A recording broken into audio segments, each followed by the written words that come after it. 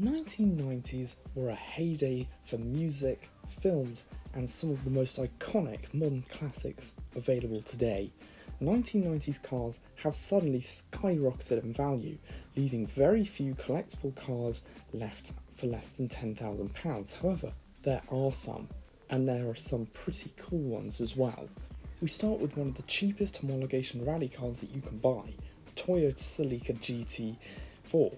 This was the last rally-bred Toyota Celica before they went front-wheel drive only and then extinct. Now the reason is Toyota pulled out of motorsport after they pulled off one of the most genius cheating techniques in motorsport history, which added power and caused them to surge way ahead of their competition until they were found out. Now, these are the most powerful Celicas that you can buy. These produce 250 horsepower thanks to a 2-litre turbocharged inline 4 with a 5-speed manual sending power to all 4 wheels. This thing is pretty cool and is a pretty fun car for the winter. Now, you can find imported cars for less than £9,000. If you're looking for something a lot more sensible, then I would suggest you get a Volvo 850 T5R. Now this was a 90s legend, known for being one of the biggest sleepers on the road. This unassuming Volvo had a 2.3 litre 5-cylinder turbo producing 250 horsepower sent to either 4 wheels or just the front wheels to turn this into a torque steering monster. Now, this thing can be had for less than £10,000, however prices are climbing, so don't expect this to be affordable for long. Now what about the Porsche? Now this was one of the last transaxle rear-wheel drive Porsches ever made.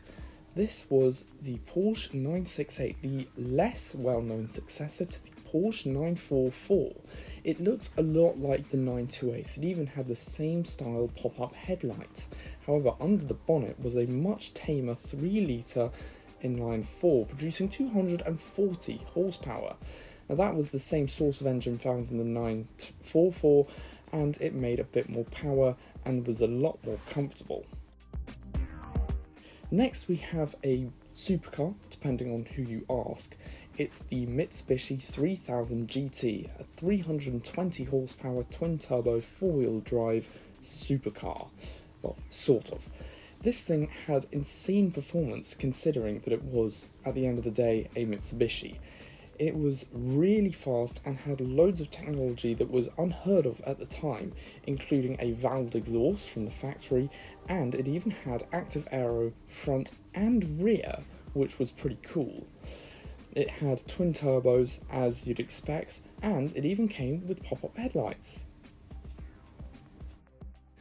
The Volkswagen Corrado is definitely one of the coolest 1990s Volkswagens.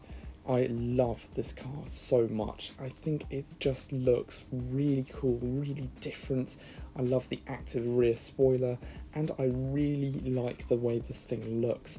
You can get a choice of engines, all 3 are available within budget. You can have the 1.8 litre 16 valve, which is a good engine. You can have the 1.8 litre supercharged, which is pretty cool as well, in the G60, and you can even get the VR6 producing 190 horsepower, which made this thing a pretty competitive car in its class.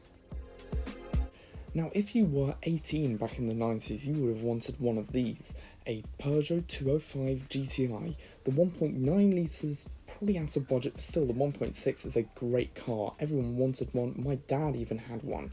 This thing is an absolute legend amongst 90s kids. Everyone wanted one of these. These were fast and they were pretty rowdy to drive. And they had pretty cool interior with these fetching red carpets and pretty cool looking seats. They were available with a very nice manual transmission, but they weren't that well built, so it might fall apart and it's not that reliable, but still, you get one of the most sought after 90s classics for less than £10,000. Perhaps you want something a bit more executive and sensible, perhaps the E38 7 Series. This is a really nice and elegant limousine, especially in 750iL spec. That's the one that James Bond drove I say in air quotes because it was actually a remote control car. It's a pretty cool film if you want to go and watch it. Anyway, this is comfortable, it's fast and smooth. However, being a V12, don't expect repairs to be cheap. And however, a car you can expect to be cheap.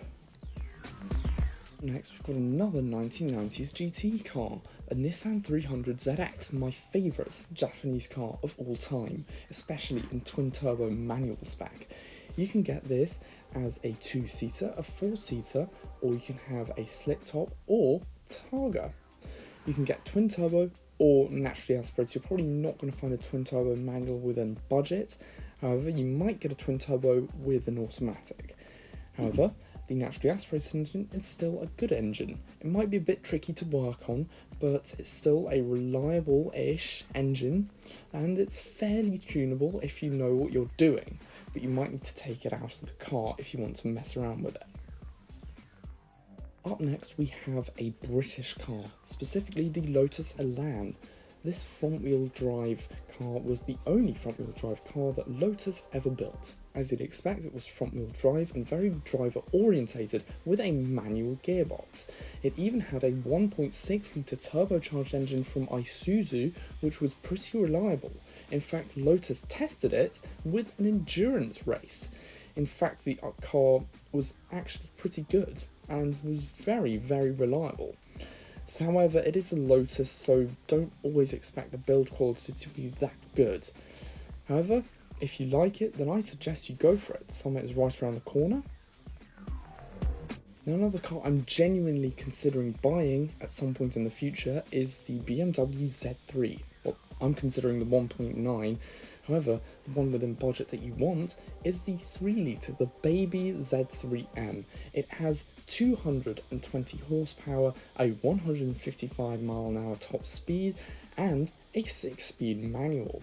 And you also get a lovely BMW interior inside, and you get a very nice, smooth, straight 6 sound coming out of the back. This thing looks incredibly cool, and Z3s have become cool.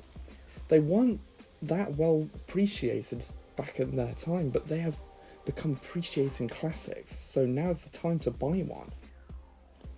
So there you go. Here are 10 modern classics for less than £10,000 from the 90s that are absolutely iconic and everyone loves. So if you want to see more videos like this, please subscribe for more in the future, and until next time, goodbye.